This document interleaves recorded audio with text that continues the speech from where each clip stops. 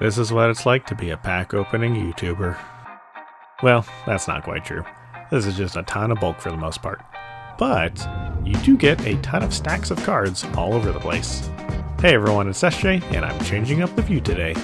Since we're wrapping up 2023, I wanted to cover the top 10 hits of the year, then cover the overall profit or loss for the year, and then finally some things I'm proud of with this channel and where I plan on going for 2024. Alright, without further ado, here are the top 10 pulls on the channel from 2023. Starting with number 10, we have a tie for Optic Donruss and Topps Bowman 2023. Our first one is a Desmond Ridder Blazers pull from Optic Donruss 2022 football, and this was a great pull. It's a case hit, and now it's valued around $30 rather than $65, so it fell a little bit because Desmond Ridder's not doing as well. But this was a great pull, and it was from the last box hidden in Target, which was just really nice to pull. Next we have the Topps Bowman 2023 retail box with a gold modern prospects of Jackson Holliday numbered out of 50. This was certainly a hot box because there were quite a few other good cards pulled in this video. This was a crazy rare pull with odds of 1 in 6,347 packs. 3,720 to 1! Never tell me the odds. That meme was in the original video and I just reused it because it's so good. But this is a card that's around $50. However, he's a top prospect, and if he does well his rookie year, this card has a lot of potential, so it's staying in my personal collection. Alright, on to number 9 with Wilds of Eldraine. In this set, we had a bunch of good pulls, but one of the top ones was the anime variation of Smothering Tithe. This is still selling for $61, and considering how many times Smothering Tithe has been reprinted, that's pretty amazing. Next, at number 8, we have the Phyrexia All Will Be One, which is one of my favorite openings. We got none other than Vorinclex the Monstrous Raider. He was selling for around $73 at the time, but now he's around $46 for the complete version, which is still pretty good, given that he's not really played that much. At number 7, we have Commander Masters, which had a bunch of really good cards, but one of the top ones was the Ur-Dragon in its profile foil version. This is now selling for $20. Ouch. At number 6, we have Topps Star Wars Masterwork 2021. This was one of my absolute favorite sets this year, and we got a redemption card. At the time, I had no idea what this was, but you actually had to send this into Topps, and we redeemed it for a dual autograph of Steve Bloom and Mary Elizabeth McGlynn. I sent this in, and within about 2 weeks, Topps sent me the card, which is this. It's a really nice dual autograph of the voice actors for Zeb Orrelios and Governor Pryce, and I love Star Wars Rebels. This is numbered out of 25, and it's still selling for around $80 to $100, so it's a great card to have. At number 5, we have Yu-Gi-Oh! Age of Overlord. I'm really happy to see Yu-Gi-Oh! Made it onto the list, and this is definitely one of the better pulls we got. Age of Overlord actually has a bunch of really good cards, but we were able to get a quarter-century rare of Arius, the Labyrinth Butler. I actually sold this card for $70, so it was a little less, but the prices have shot back up to around $90 to $100. So it's a really cool card, and very happy to pull it. Number 4 brings us back to Commander Masters with the biggest hit of that video.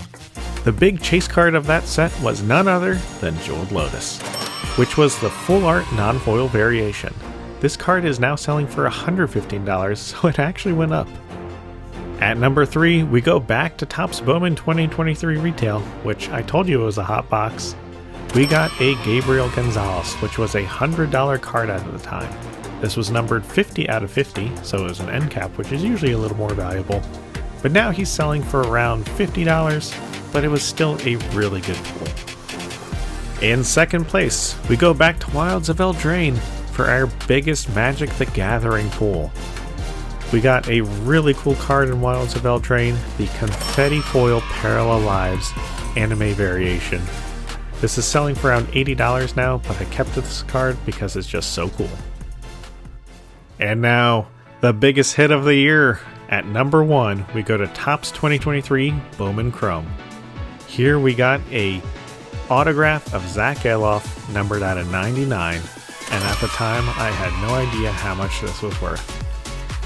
After looking up some comps, it was around $800, but it's now selling for around $400, so I do wish I sold it. Instead, I sent it off for grading, so we'll see what it gets. These were the top hits of 2023, and I really hope next year brings even better hits. I can't complain given that I have a modest YouTube channel, but what about the overall stats this year? How was the overall profit or loss? Excluding this video, I created 26 videos in 2023. Of these videos, I opened 11 Magic the Gathering boxes, 4 Yu-Gi-Oh boxes, and 11 boxes of various TCGs and sports in my Something Different Sunday series. Let's cover the 11 Magic boxes first and determine the overall profit or loss. The crazy thing is I skipped 2 sets, Doctor Who and March of the Machines Epilogue, and still nearly spent $2,500 on Magic. However, this year proved to be a loss for Magic, with a $400 loss if I were to sell all cards $2 or more for their expected prices. I sell Magic cards immediately as their prices usually fall after the release, so I did make a lot of this back. In all honesty, I was expecting a larger loss, so this isn't too bad given how many sets resulted in a loss this year. The big loss was Lord of the Rings collector boosters, and the big profit was Commander Masters collector boosters, with Wilds of Eldraine, sadly, being the only other profitable set. I might dive deeper into this in a future video, so let me know if you'd like that in the comments below. So that was Magic, but what about Yu-Gi-Oh? I only opened up 4 sets on camera this year, but I'll be sure to bump that up in the future. Yu-Gi-Oh pretty much broke even, and that's thanks to the big pulls in Age of Overlord, which also all of those cards sold very quickly. Yu-Gi-Oh openings are usually pretty solid, and since these boxes are cheaper than Magic, the losses don't feel quite as bad as they do when you have an expensive box like Magic. Overall, good performance from Yu-Gi-Oh! Finally, my series Something Different Sunday showcases new TCGs, products I've never opened before on the channel, and forgotten card games, and this is really a wild card category. Showing all of the profits and losses below, we actually pulled a profit from this category. Some things like the Star Wars products I knew would be a loss, but those were also some of the most fun to open, which is not reflected in the price at all. The one that really hurt though was the Panini Mosaic Football. I have been hesitant to open up Panini products even though I really like them since the floor is so low on box values and the upfront cost is pretty high.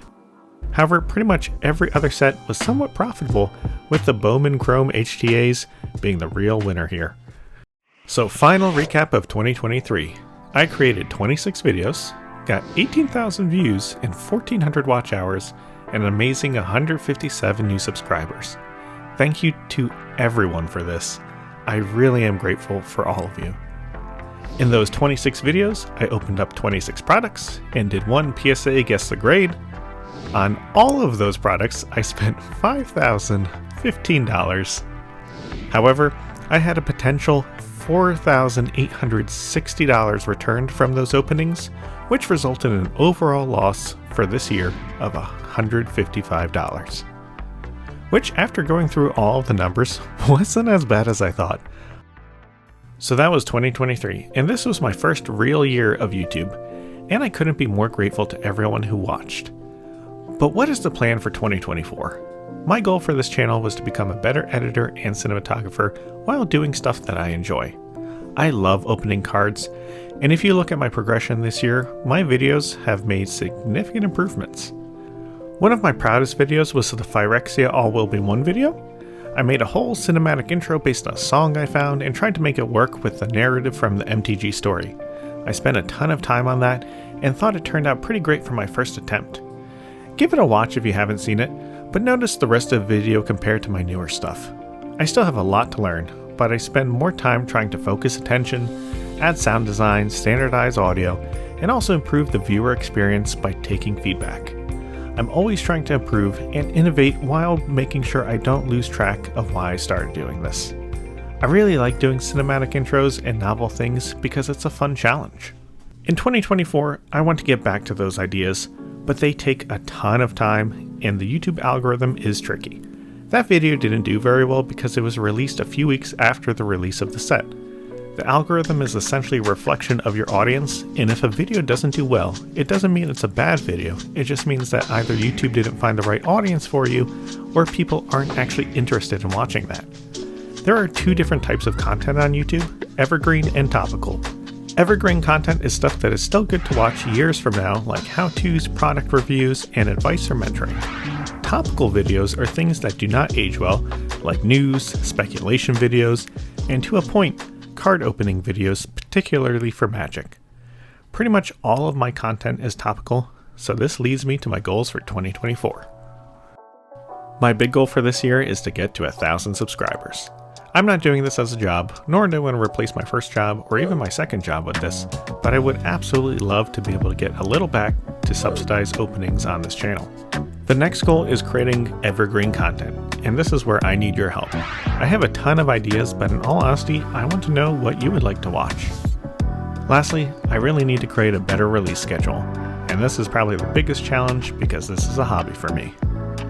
Now, an important part of goal setting is having a plan to get there, because a goal without a plan is just a wish. So, how am I going to achieve this?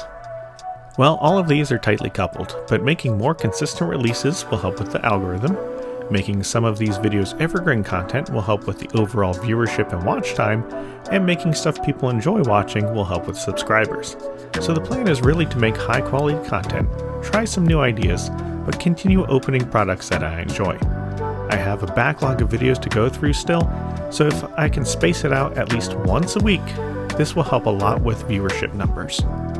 This was just a little insight into what I'm planning for 2024, but I just want to take this opportunity to thank everyone for liking, commenting, and subscribing. It was a real pleasure to be able to create stuff and have so many supportive people around, and I really just want to thank all of you for this. I hope you enjoy this recap, and please stick with me through 2024 because I have a lot more stuff coming down the pipeline.